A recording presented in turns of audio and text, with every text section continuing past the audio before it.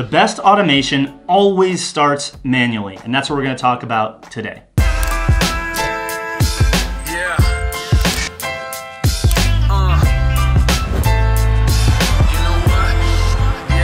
What's good, everybody? It's your boy Greg Hickman with Systemly at system.ly, where we help service providers become more scalable by moving from one-to-one to one-to-many in their business model. And here's the thing, when it comes to becoming more scalable, we always tap into automation. How do we automate our lead generation process? How do we use systems and automation to streamline the sales process? How do we automate and systematize new client onboarding, right? These are some key areas that we look to install systems and automation to make your life a whole lot easier in your business, thus creating more leverage.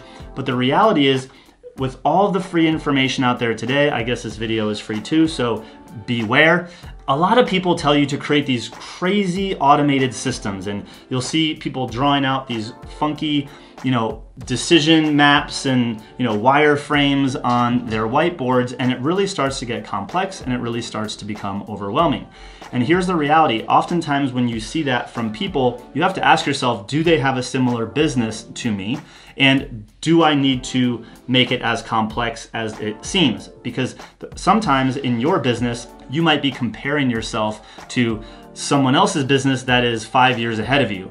So I always like to compare business age like a TV series, like the TV show Friends, right? So if I'm in season 2, right, of my TV show, my business, I'm in season 2 and I'm comparing myself to someone who's in season 11, I'm going to really start to feel bad about myself, and I might start pursuing activities that they're doing in season 11 when I'm really in season 2.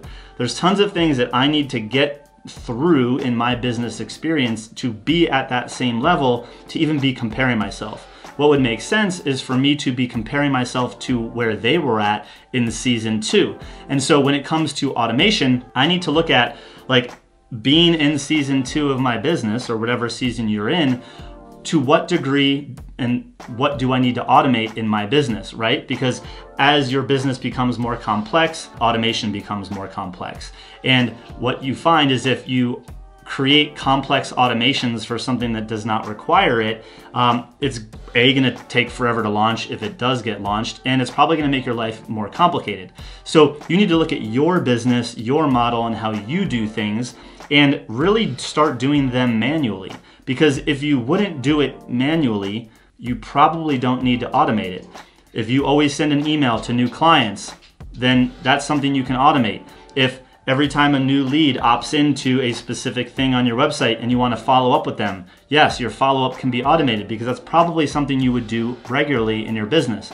But if you look at this crazy whiteboard and you dream up some cool idea, but you've never even executed it manually, it's not the time for you to be automating it, right? That is a waste of time. I'd rather you go and execute on those steps manually for a little bit to iron out the kinks before you go and automate it. Because when you go to automate it, you're probably gonna leave it alone for a little bit. And if it's not working, you're probably gonna be blind to that, and might be having a negative impact on your business. So listen, the best automation starts manually. If you weren't doing it or wouldn't do it manually, if that was the only option, it probably shouldn't be automated in the first place.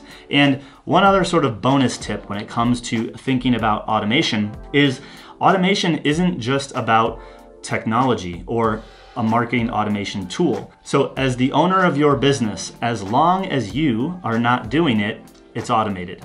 So that means someone else on your team could be doing it, and to you that's automated, because if it's getting done without you, does it really matter how it's getting done?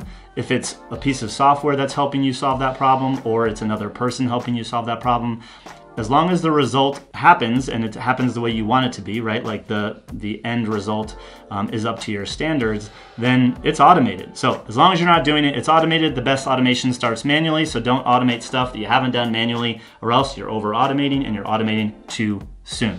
Now, if you found this video helpful, here's how you can pay me. I don't need money from you unless you want to give it to me. But if you found this video useful, go share it with a friend or a fellow business owner who you think might find value from this. And then also just do the things that we're sharing in these videos. If I'm sitting here saying best automation starts manually, and then you go home and you drop this crazy whiteboard and go to automate it, that's not doing what we're sharing in these videos. So if you're finding value, follow the steps and the tips that we're giving to you, apply them to your business, and then if you find it valuable, please go share it with a friend, and we would greatly appreciate that. Now, if you want to learn more strategies, tips, and tools about how to make your business more scalable, we would love to see you in our free private Facebook group. The link below to the group called the Scalable Service Provider. We will see you there, where we are sharing more content like this each and every week. Take care.